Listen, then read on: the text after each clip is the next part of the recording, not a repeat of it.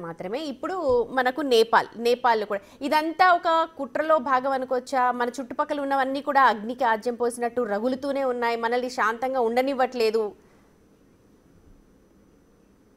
అంటే అలా ఎలా మన కంక్లూషన్కి వస్తుంది? అది ఫార్ఫెచ్డ్ కంక్లూజన్. నేపాల్లో జరిగే పరిణామాలు ఇండియాకు వ్యతిరేక కుట్ర ఎందుకు అవుతుంది? కానీ అది సమస్య కాదు. మీకు అది ప్యూర్లీ ఏ నేషనల్ డొమెస్టిక్ ఫినామినన్. నేపాల్లో అవినీతి రాజ్యం వెళుతోంది, పొలిటికల్ క్లాస్ అవినీతిలో మునిగి విలాసాలు అనుభవిస్తున్నారు. నేపాల్ ఏమో పేద దేశం, దాని ఇన్కమ్ తలసరి ఆదాయం $1,300, అంటే మన దేశ తలసరి ఆదాయంలో 1/3 కూడా ఉండదు. నేపాల్లో ఇప్పటికీ కూడా చాలా ప్రాంతాల్లో సరైన ఇన్ఫ్రాస్ట్రక్చర్ లేదు, కానీ సోషల్ మీడియా పెనట్రేషన్ బాగా ఉంది. అందువల్ల ఇప్పుడు మీకు సోషల్ మీడియాను పైన నిషేధం ఎందుకు ట్రిగర్ అయింది అది కూడా మనం ఆలోచించాలి. అంటే సోషల్ మీడియాను ఇప్పుడు నిషేధాన్ని ఎత్తివేసినా కూడా ఆ పోరాటాలు ఆగడం లేదు.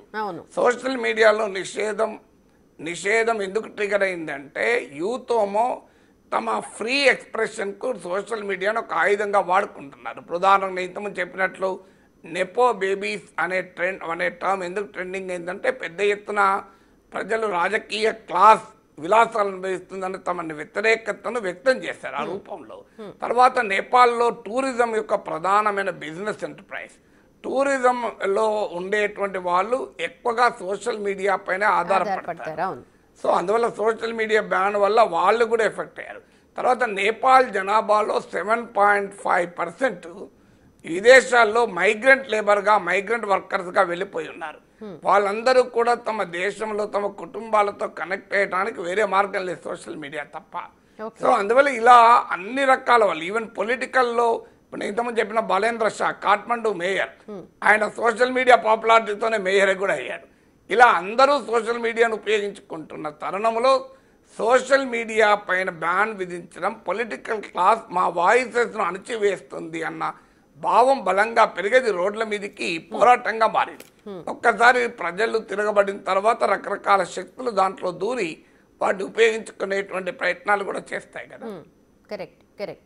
అయితే ఇప్పుడున్న పరిస్థితుల్లో నేపాల్ మళ్ళీ పూర్వస్థితికి రావడానికి ఎలాంటి ఆచరణ యోగ్యమైన విధానాలు రూపొందించుకోవాలి? అక్కడ అసలు అలాంటి సిచ్యువేషన్ ఎప్పటికి వచ్చే అవకాశం ఉంది? అంటే ఇప్పుడు మొదలు నేపాల్లో ఈ వ్యతిరేకత రావటానికి కారణం మళ్ళీ రాచరికానికి వెళ్ళడం పరిష్కారం కాదు.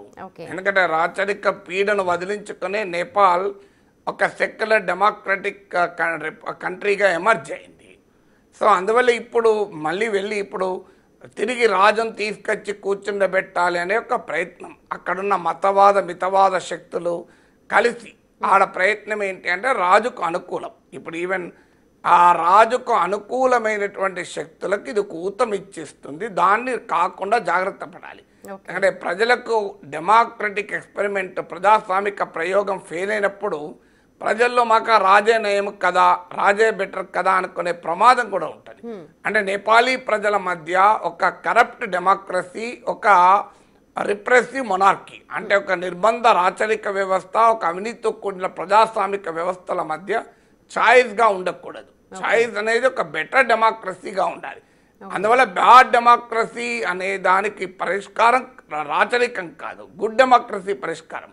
సో అది అన్ఫార్చునేట్లీ ప్రజలు రాచరికం వైపుగా వెళ్ళే ప్రమాదం కూడా ఉంటుంది. ఆల్రెడీ రాచరికానికి అనుకూలంగా రాజును తిరిగి తీసుకురావాలని చెప్పి మార్చిలో ప్రదర్శనలు జరిగాయి. ఇప్పుడు ఈ నిరసనలో కూడా వాళ్ళు దూరారు, వాళ్ళు కూడా ఇందులో ఇన్వాల్వ్ అయ్యారు అంటున్నారు. ఎందుకంటే వాళ్ళకి అది పండుగే కదా. ఎందుకంటే ప్రజాస్వామిక పాలకులు, ప్రజాస్వామిక రాజకీయ నాయకులు విలాసవంతమైన జీవితం గడుపుతున్నారని ప్రజల్లో వ్యతిరేకత వస్తే అది రాజును సహజంగానే రాచరికానికి బలాన్ని చేకూరుస్తుంది. అది జరగకుండా చూడాలి, ఇది మొదటిగా చూడాలి. ఇక రెండవది పొలిటికల్ కరప్షన్ను ఎదుర్కోవాలి. ఎందుకంటే ఇదంతా ప్రజల నుంచి తీవ్ర వ్యతిరేకత, రాజకీయ అవినీతికి వ్యతిరేకంగా తిరుగుతారు. అందువల్ల పొలిటికల్ పార్టీస్, అది నేపాలీ కాంగ్రెస్ కానీ నేపాలీ కమ్యూనిస్టులు కానీ అందరూ కూడా ప్రజలకు ఇచ్చిన హామీల విషయంలో దే ఆర్ సింప్లీ ఫెయిల్డ్. అంటే ప్రజలకు తమ హామీలను నిలబెట్టుకోలేకపోయారు. అందువల్ల పొలిటికల్ క్లాస్ అనేది అర్థం చేసుకోవాలి. మధ్య విన్యాస ప్రమాదకరమైన రాచరికానికి అవకాశం ఇవ్వకూడదు అని. వీళ్ళ అధికారం కొరకు అవకాశవాదంతో ఒకరినొకరు వెన్నుపోట్లు పొడుచుకుంటూ బతుకుతున్నారు ఇప్పటిదాకా. సో ఎవరితో ఎప్పుడు కలుస్తాడో కూడా తెలియని పరిస్థితి నేపాల్లో. ఓకే. ఆ దుస్థితి ఖచ్చితంగా మళ్ళీ రాచరికానికి బలాన్ని చేకూరుతుంది. ఈవెన్ విదేశీ శక్తులకు కూడా బలాన్ని చేకూరుతుంది. ఇప్పుడు అమెరికా ఉందా దీని వెనకాల, చైనా ఉందా అనే చర్చలు ఎందుకు వస్తున్నాయంటే కారణం అదే. ఎప్పుడు కూడా దేశంలో గనక బలమైన పొలిటికల్ స్టెబిలిటీ లేకపోతే అది బయట శక్తులు ఉపయోగించుకుంటారు. షేక్ హసీనాకు వ్యతిరేకంగా బలమైన ప్రజా వ్యతిరేకత వచ్చినప్పుడు పాకిస్తాన్ అనుకూల ఇస్లామిక్ శక్తులు ఉపయోగించుకున్నాయి. సో అందువల్ల స్టేట్లెస్ సొసైటీగా ఉండకూడదు ఏ దేశం కూడా. అందువల్ల ఈ అనార్కీని ఎటువైపైనా వెళ్ళే అవకాశం ఉంది. ఎందుకంటే పిల్లల్లో స్కూల్ పిల్లలు ఈ స్కూల్ డ్రెస్సుల్లో కాలేజ్ పిల్లలు కాలేజ్ డ్రెస్సులో వచ్చి కూడా ఈ పోరాటంలో పాల్గొన్నారు. సో అందువల్ల ఇప్పటికైనా రాజకీయ వ్యవస్థ తమ అవినీతిని అధిగమించి ఒక ప్రజలకు అకౌంటబుల్ పొలిటికల్ ఆర్డర్ తీసుకురావడమే పరిష్కారం. రూల్ ఆఫ్ లా, చట్టబద్ధమైన పాలన నిలబెట్టడం, ఒక మచ్యూర్ డెమోక్రసీగా ఎవాల్వ్ కావడమే పరిష్కారం. ఇప్పుడు అక్కడ అలాంటి వాళ్ళు ఎవరు ఉన్నారు అని ఏమైనా ఇన్ఫర్మేషన్ ఉందా, లేకపోతే కొత్త ప్రధాని పేర్లలో అలా చెప్పడం కష్టం. ఓకే. అయితే అలా I can't speculate on that, ఎందుకంటే వారి బయోడేటాలు నేను పరిశీలించి తీర్పు చెప్పలేను కదా. రైట్. అయితే ఇప్పుడున్న సిచ్యువేషన్స్ కనుక మనం చూస్తే ఓలీ గురించి మాట్లాడుకుంటే, ఇంతకు ముందు ఎప్పుడు టైం దొరికినా సరే మన మీద విషం కక్కారు, అనవసరమైన మాటలు మాట్లాడారు. అలాంటి ఓలీ ఇప్పుడు దుబాయ్ పారిపోయాడు. మన పక్కనున్న బంగ్లాదేశ్ హసీనా మన దగ్గరకు వచ్చింది. సో ఇవన్నీ సినారియోస్ చూస్తుంటే చాలా మంది చాలా డౌట్స్ వ్యక్తం చేస్తున్నారు. మీరు అన్నట్టుగా తెలుగు పత్రికలు కూడా చాలా రాశాయి. అంటే అమెరికా పైన అనుమానాలు ఎందుకు ఏర్పడుతున్నాయంటే, బంగ్లాదేశ్లో కూడా షేక్ హసీనా ఆరోపించారు, అమెరికా మమ్మల్ని ఒక ఐలాండ్ అడిగింది, మేము ఇవ్వమంటే ఇచ్చి ఉంటే నేను అధికారంలో ఉండేదాన్ని అన్నారు.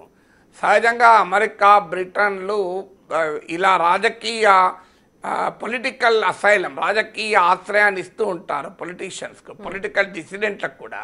మీకు ఈవెన్ ఖలిస్తాన్ తీవ్రవాదులకు కూడా అమెరికాలో, యూకేలో, కెనడాలో ఆశ్రయం పొందుతున్నారు.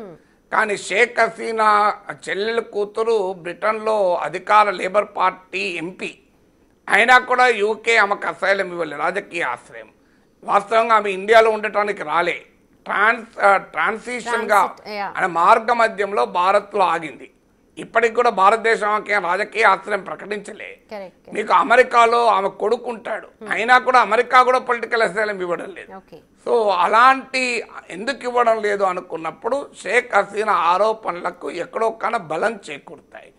ఇక చైనాకు కేపీ శర్మ ఓలీ అనుకూలమనే కాదు, మనకు అర్థం కావాలంటే నేపాల్లోనే కాదు, చైనా ఇంపాక్ట్ మీకు మాల్దీవ్స్లో ఉంది, శ్రీలంకలో ఉంది, అన్ని ప్రాంతాల్లో ఉంది. అది వేరే సబ్జెక్ట్. కానీ ఇక్కడ నేపాల్లో యాంటీ ఇండియా సెంటిమెంట్ ఒక్క కేపీ శర్మ ఓలీకే కన్ఫైన్ కాదు. ఉదాహరణకు కొన్ని ప్రాంతాలు, కాలాపాని అనుకుంటా, ఓ ఏరియాలో ఈవెన్ భారతదేశ భూభాగానికి కూడా నేపాల్ అఫీషియల్ మ్యాప్లో కలుపుకొని వాళ్ళ పార్లమెంట్ ఏకగ్రీవంగా ఆమోదించింది.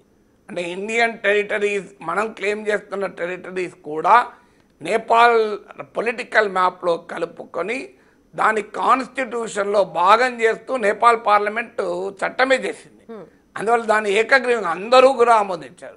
అందువల్ల యాంటీ ఇండియన్ సెంటిమెంట్ నేపాల్లో ఉన్నమాట నిజం. నేపాల్లోనే కాదు, మీకు మాల్దీవ్స్లో అదే సెంటిమెంట్ ఉండే. మహమ్మద్ మొయిజ్ అయితే ఇండియా అవుట్ అనే క్యాంపెయిన్తోనే అధికారంలోకి వచ్చారు. తర్వాత కాస్త వెనక్కు తగ్గాడు. ఇప్పుడు ఇటీవల మన ప్రైమ్ మినిస్టర్ కూడా వెళ్ళి మాల్దీవ్స్లో పర్యటించారు. శ్రీలంకలో కూడా ఈ యాంటీ ఇండియా సెంటిమెంట్ ఉండే, కాస్త ఇప్పుడు రిలేషన్స్ ఇంప్రూవ్ చేసి ఇవన్నీ అటు ఇటు జరుగుతూ ఉంటాయి. బంగ్లాదేశ్లో మొదటి నుంచి కూడా షేక్ హసీనా అధికారంలో ఉన్నప్పుడు భారత్తో మంచి సంబంధాలు ఉండే. సో ఖాలిదా జియా అధికారంలో ఉన్నప్పుడు ఆ సంబంధాలు లేకుండే. ఇప్పుడు షేక్ హసీనా అధికారంలోకి వెళ్ళారు. పాకిస్తాన్ అనుకూల ఇస్లామిస్ట్ శక్తుల ఇన్ఫ్లుయెన్స్లో ఉండే మహమ్మద్ యూనస్ అధికారంలో ఉన్నాడు కనుక యాంటీ ఇండియా సెంటిమెంట్ ఉన్నమాట నిజం. అందువల్ల అయితే దీనికి ఇది ఒక్క రోజులో ఎవాల్వ్ అయ్యేటువంటి ప్రాసెస్ కాదు. నేపాల్లో ఇదేదో కేపీ శర్మతో వచ్చింది కాదు, కేపీ శర్మ వాళ్ళతో పోదు. ఎందుకంటే భారతీయ జనతా పార్టీ కూడా అక్కడ బీజేపీ ప్రత్యేకంగా రాచరికానికి అనుకూల రాజకీయ శక్తులకు మద్దతు ఇస్తుంది. సో అందువల్ల కూడా నేపాల్లో ఆ వ్యతిరేకత, రాచరికం పైన వ్యతిరేకత, మనపై వ్యతిరేకతగా కూడా మార్పు చెందింది. మీకు అక్కడ నేపాల్లో మదేశీ ఆందోళన జరిగినప్పుడు కూడా మన ప్రభుత్వం తీరు, ఓవరాల్గా మన ప్రభుత్వం pro monarchy, BJP government pro monarchy ఉంటుంది.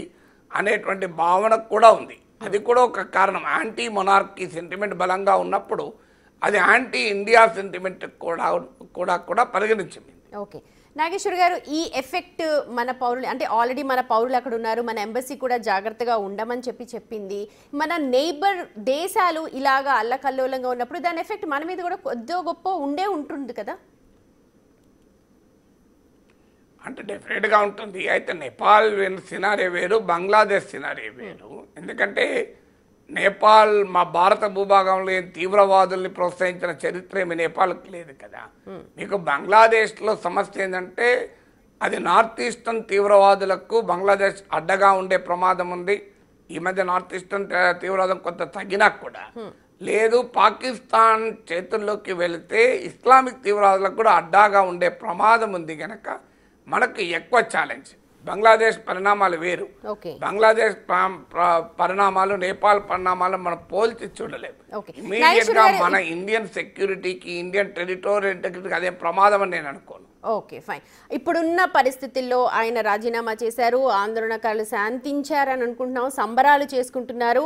సో ప్రస్తుతం వాళ్ళు చేయాల్సిన పని ఏంటి అనేది ఒక 1 minute చెప్పండి. నేపాల్ ప్రభుత్వాలు అక్కడ ప్రజలకు చేయాల్సిన పని అంటే ఇప్పుడు still situation is very volatile. ఇమీడియట్గా వాళ్ళ టార్గెట్ సోషల్ మీడియా బ్యాన్ ఉండే గనక ఆ బ్యాన్ ఎత్తివేశారు. తర్వాత వాళ్ళ టార్గెట్ అధికారంలో ఉన్న ప్రైమ్ మినిస్టర్ పైన ఉండే గనక కేపీఎస్ శర్మ ఓలీ రాజీనామా చేస్తే సంబరాలు జరుపుకోవచ్చు. కానీ ఇళ్ళకనే పండుగ కాదు. అసలు ప్రజల ఆగ్రహానికి మూలము కరప్ట్ పొలిటికల్ సిస్టమ్. ప్రజల ఆగ్రహానికి మూలము పేదరికము, అసమానతలు, ఆర్థికపరమైన ఇబ్బందులు. ప్రజల ఆందోళనకు కారణము పొలిటికల్ క్లాస్ ప్రజలకు దూరం కావడం. సో దాన్ని అడ్రస్ కానంత కాలం ఈ సమస్య ఇప్పుడే పరిష్కారం కాదు. మనం చూసాం ఈజిప్టు, తునిషియా లాంటి దేశాల్లో ఫేస్బుక్ ఉపయోగించుకుని పెద్ద ఎత్తున ప్రజలు నిరసనకు వచ్చారు.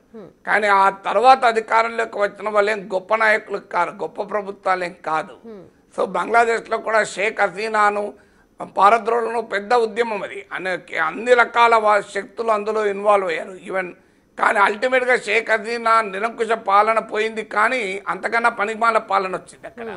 సో అందువల్ల మనం ఇప్పుడున్న పొలిటికల్ సిచ్యువేషన్ మనం ఇప్పుడిప్పుడే ప్రిడిక్ట్ చేయలేం. హైలీ వోలటైల్ ఉన్న మాట నిజం. ఎందువల్ల ఈ ప్రొటెస్ట్ లేదా అరబ్ స్ప్రింగ్ లాగా నేపాల్ స్ప్రింగ్ అంటే అరబ్ స్ప్రింగ్ ఏం రిజల్ట్ ఇచ్చింది? మీకు ఈజిప్ట్లో ముస్లిం బ్రదర్హుడ్ లాంటి పార్టీలకు కూడా బలోపేతం చేసింది. అందువల్ల పొలిటికల్ చేంజెస్ ఇలా యాంగర్తో అంటే స్ట్రీట్ యాంగర్తో రాజకీయ పరిణామాలు రావు. ఆర్గనైజ్ పొలిటికల్ మూవ్మెంట్స్ గా మారినప్పుడు మాత్రమే పాజిటివ్ చేంజెస్ వస్తాయి. శ్రీలంక మీకు ఉదాహరణ. శ్రీలంకలో ప్రజల వ్యతిరేకత ఆర్గనైజ్ పొలిటికల్ చేంజ్ కారణమే అనుర్ కుమార్ దిస్నాయక్ ప్రెసిడెంట్ అయ్యాడు. అది అక్కడ ఉద్యమం అన్ని. అందువల్ల ఆర్గనైజ్ పొలిటికల్ మూవ్మెంట్ జరగాల్సిందే తప్ప లేకపోతే ఇది అనార్కీకి కూడా దారి తీసే ప్రమాదం కూడా ఉంటుంది. రైట్ అండి, thank you so much Nageshwar గారు. అది ఆర్గనైజ్డ్ పొలిటికల్ మూవ్మెంట్ వస్తే తప్ప నేపాల్లో ఉన్న పరిస్థితులకు ఒక శాశ్వత పరిష్కారం లభించే అవకాశం ఉంది అని చెప్పి రిజిస్టర్ ప్రొఫెసర్ కె నాగేశ్వర్ అభిప్రాయపడుతూ ఉన్నారు. చూద్దాం మరి అలాంటి మూవ్మెంట్ వస్తుందో లేదో నేపాల్లో. ఇవి సమయానికి updates. For more updates keep watching.